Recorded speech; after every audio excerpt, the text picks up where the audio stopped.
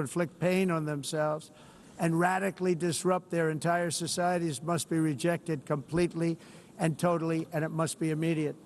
That's why in America I withdrew from the fake Paris Climate Accord, where, by the way, America was paying so much more than every country.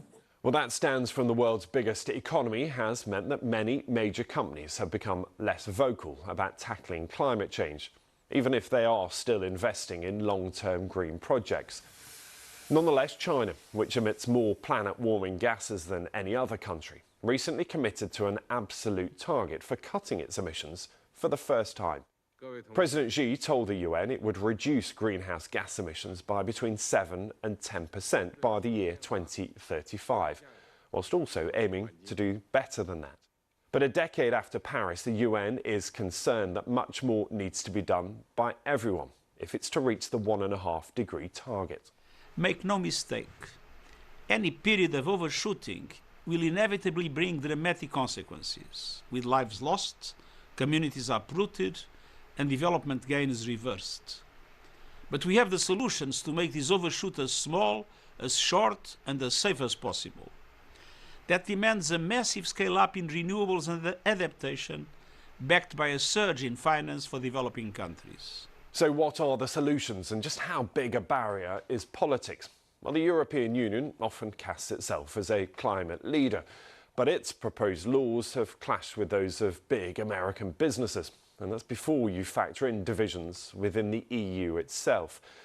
Well, Denmark holds the EU Council's rotating presidency, and its climate minister has played a key role in trying to bridge those gaps.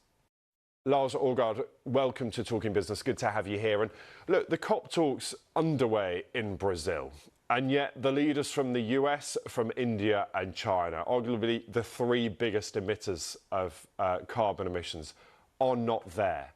What is the point of these talks? For us in Europe, the Paris Agreement is sacred, and the willingness to work together in this world to find common solutions on common problems is extremely important for all of us. It's not so important who personally attend, it's more important which countries are on board.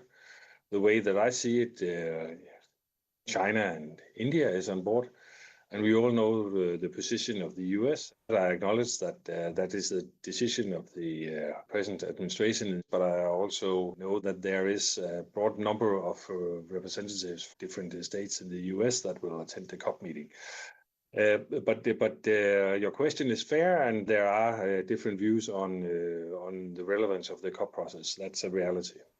From the US point of view, though, quite a clear message coming from the White House and from President Trump. One of his first actions was to remove the United States from that agreement that was signed in Paris. How damaging is that to the overall ambitions to reduce carbon emissions and to bring global warming back to that level that was agreed? Well, here is the sad news. Europe's share of global emissions is 6%. And if you're looking 10, 15 years ahead, we will expect it to drop to around 4. That's roughly our share of the global economy. So the sad thing with the climate crisis is that it's not up to one individual country to solve it. Europe cannot solve it, China cannot solve it, India cannot solve it, US alone cannot solve it. But if any of the big emitters are missing, of course, it makes it even more complicated. Our fear is, of course, that we are not on track meeting the 1.5 degrees target. We are not collectively meeting our obligation, but the reality here is that everybody has to contribute, and EU cannot make it up for what others are not willing to do. I mean, no surprise that the head of the UN has said that that 1.5-degree target is now out of reach.